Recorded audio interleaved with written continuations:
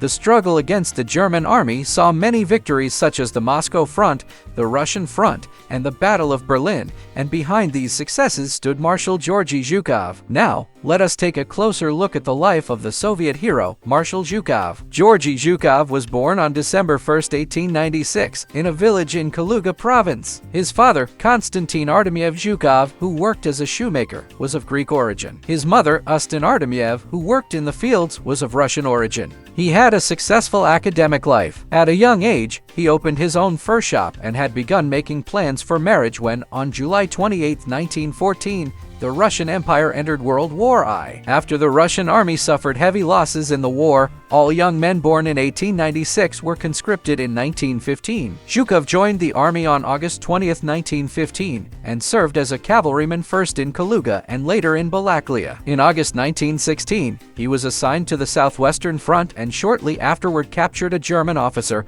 for which he was awarded the 4th Class Cross of St. George. In October, after being wounded at the front and suffering partial hearing loss, he was sent to a reserve cavalry regiment. For this injury, he was awarded the 3rd Class Cross of St. George. With the successes he achieved in a short time, he was promoted to the rank of non-commissioned officer in the Russian Imperial Army. However, first the Bolshevik Revolution took place, and then the Russian Empire withdrew from the war, so he left the army and returned to his family. Yet because he loved the military profession very much, his mind remained with the army. On October 1, 1918, he voluntarily joined the Red Army. During the Civil War, Zhukov played an important role in suppressing uprisings and was awarded the Order of the Red Banner in 1922. In 1924, he attended the Leningrad Advanced Cavalry Training Course and successfully completed it. The following year, he completed an endurance ride on horseback in exactly 7 days. During this time, his horse lost approximately 10 kilograms, while Zhukov lost about 5 kilograms. With his courage, sharp intelligence, and strict obedience to orders, Zhukov rose rapidly within the army and in 1933 was appointed Deputy Inspector of Cavalry of the Red Army. Continuing his duty,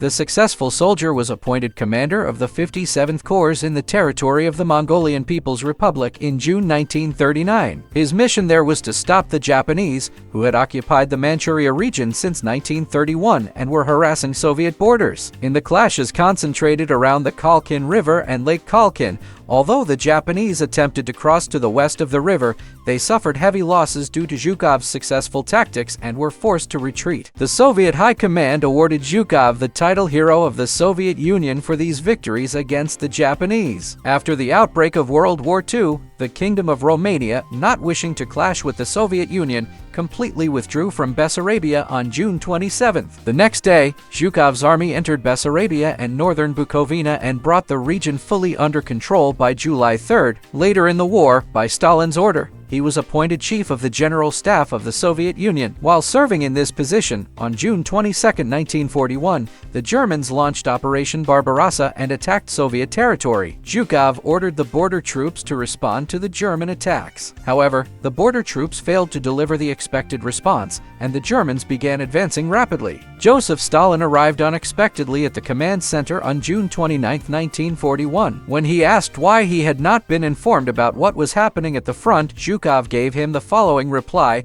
"Comrade Stalin, our primary duty is to assist the front commanders. Only after that can we brief you." Faced with this answer, which caused the room to suddenly turn ice cold, Stalin said nothing. However, when he heard that Red Army soldiers at the front were being forced to retreat rapidly, he became furious and turned to Zhukov, saying, "Useless." While the Soviet army continued to suffer heavy losses and retreat with each passing hour, the Germans were advancing rapidly toward Moscow. Stalin was not pleased with this situation at all. After the fall of Smolensk, on July 29, Zhukov was removed from his post as Chief of the General Staff by Stalin and appointed Commander of the Reserve Front. The newly formed Reserve Front Army under his command carried out a successful offensive against the Germans at Yelnya, achieving one of the first Soviet victories of the war. Following his success there, General Zhukov was appointed commander of the Leningrad Front. His mission was to prevent Leningrad from falling into German hands. He inspected the front lines in the city, established military order, and organized the resistance. He told his soldiers that this city, bearing the name of Lenin,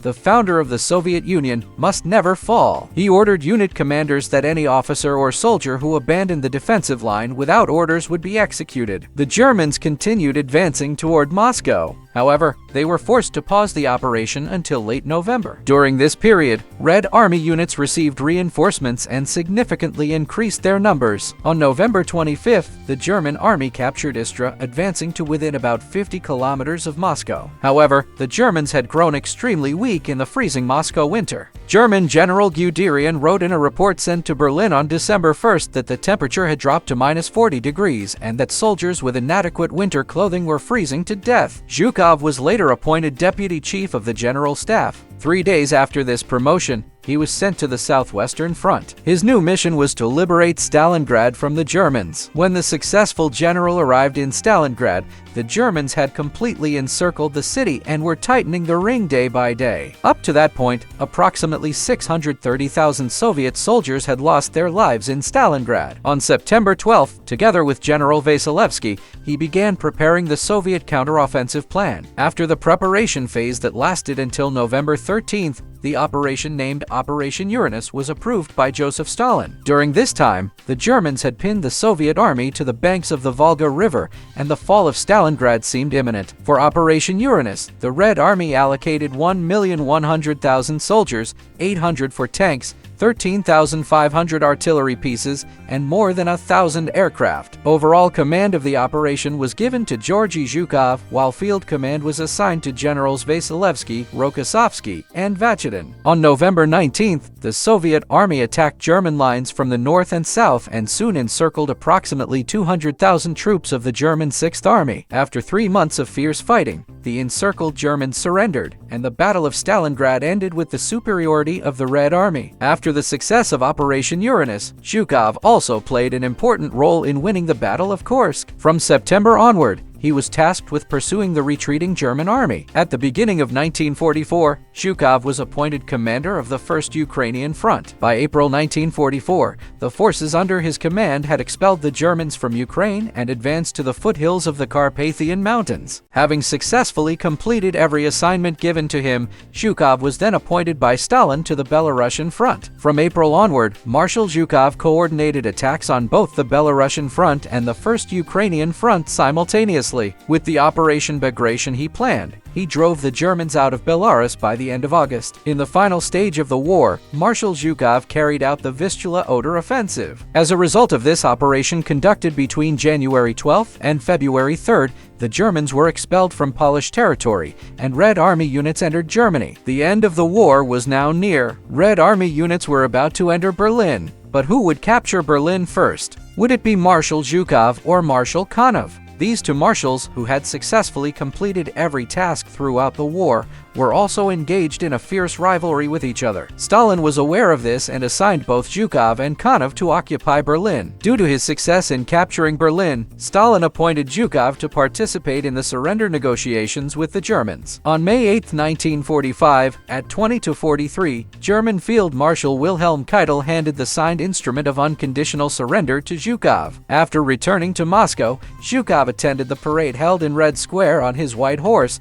giving that famous photograph that would go down in history. After the end of the war, Zhukov served for a time as commander of the Soviet occupation forces in Berlin and was later appointed commander-in-chief of the ground forces. However, his growing popularity disturbed Stalin, and only 3 months later he was removed from all his posts and reassigned to Odessa. In 1948, he was appointed commander of the Ural Military District and sent even farther away from Moscow. After Stalin's death in 1953, he was appointed Deputy Minister of Defense that same year and became Minister of Defense in 1955. However, this rise did not last long, and in 1957 he was dismissed from the ministry and forced into retirement. Reasons such as arbitrary practices, having an ego, mistreating his peers, and lacking sufficient diplomatic skills were cited behind his dismissal. In 1967, he suffered a stroke and remained hospitalized for a long time. After suffering a second stroke, he passed away in Moscow at the age of 77. Throughout his approximately 40-year military career,